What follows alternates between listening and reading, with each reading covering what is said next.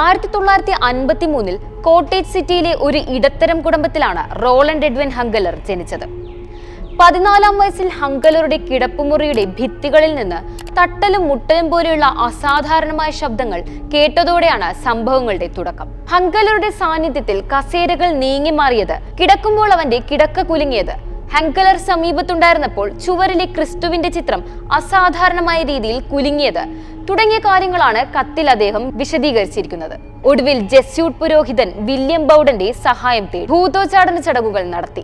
3 മാസത്തിനിടെ ബൗഡൻ ഹങ്കലറിൽ 20-ലധികം ഭൂതോച്ചാടന ചടങ്ങുകൾ നടത്തി.